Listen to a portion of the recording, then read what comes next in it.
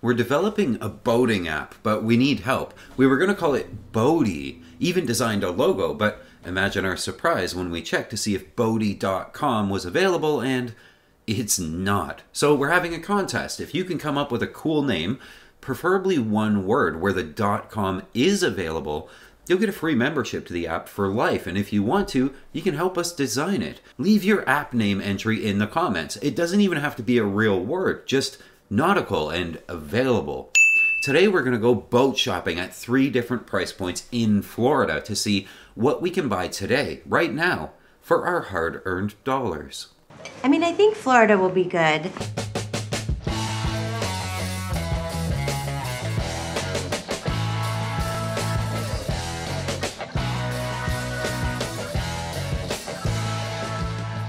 The first price point we're going to shop at is 50 grand. Always enough for a decent sailboat and lots of options in the market.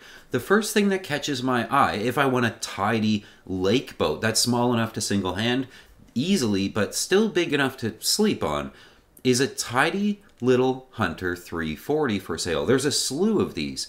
These wouldn't be my choice at 50 grand, but if you want to lake sail or explore the Florida Keys and occasionally make good weather short coastal hops, these 340s would do the trick pretty well.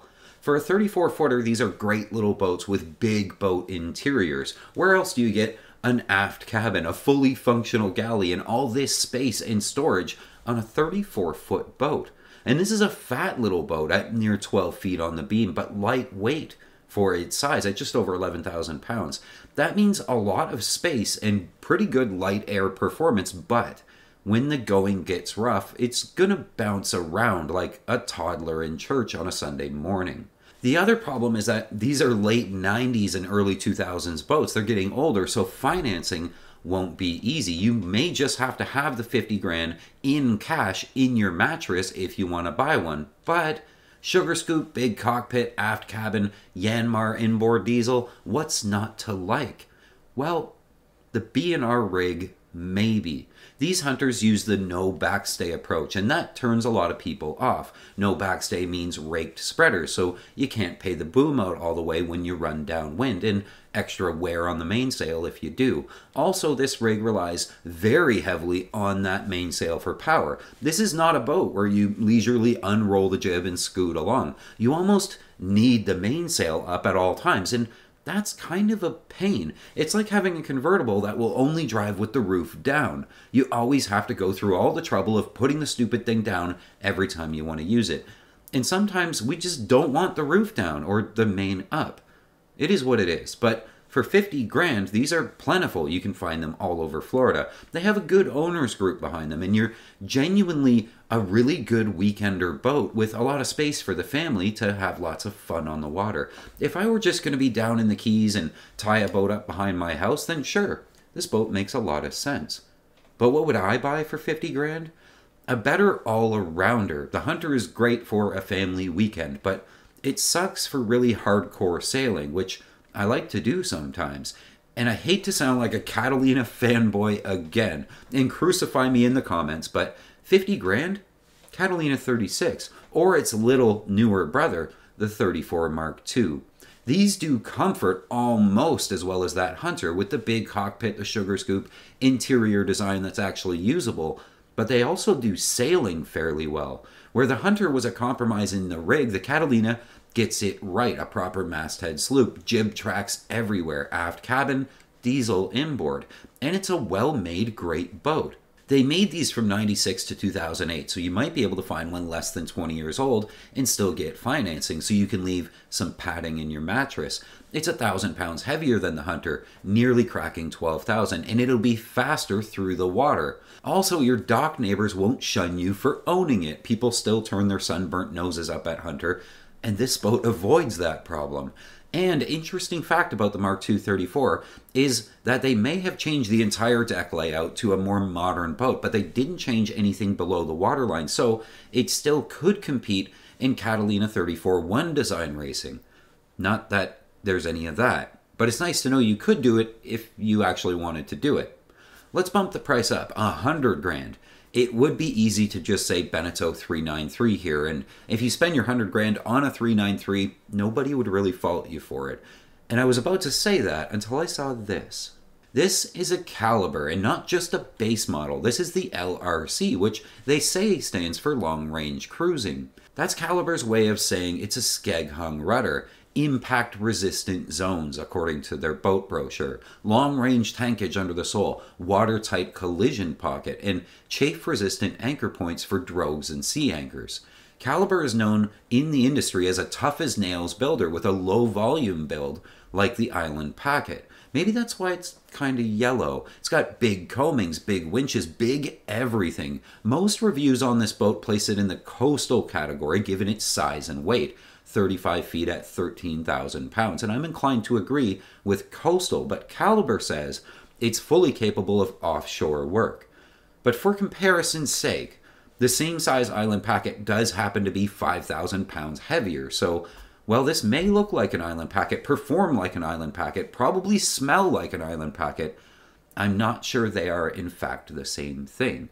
For 100 grand, this would make a very, very nice cruising boat, and the LRC usually fetches more than that price, so it would be a good buy, but a little bit hard to resell later if that's important to you. If you plan to get out of your $100,000 boat after 5 years, a Calibur LRC will eventually sell, but it's not what's super hot on the market. You might have to sit on it for a long time. Most folks just want to go to the Keys or the Bahamas and drop the hook and enjoy life. They aren't long-range cruising, as it were, and if they were, there's a good chance that a 35-footer would not be enough boat anyway, so resale value on this won't be great.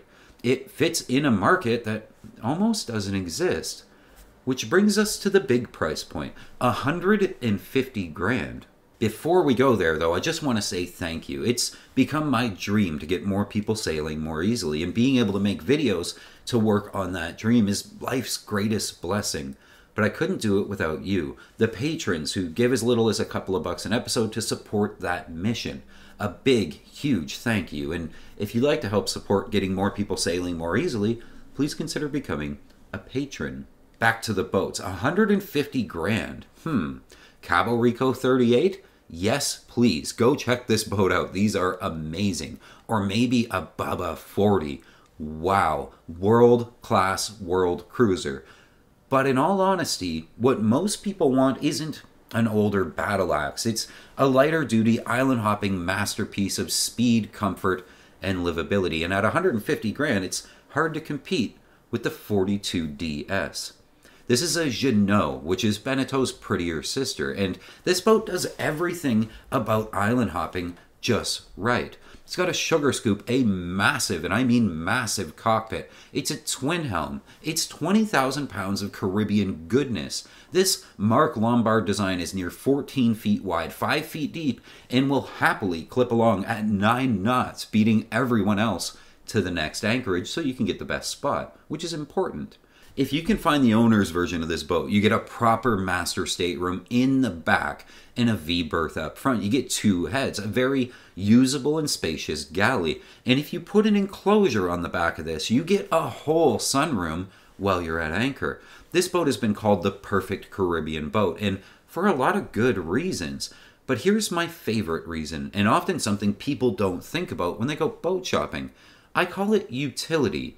The Bubba 40 I showed you is a good example of a boat that doesn't work for me because I like modern convenience. I like lots of electricity. I like a very fast hard-bottom dinghy.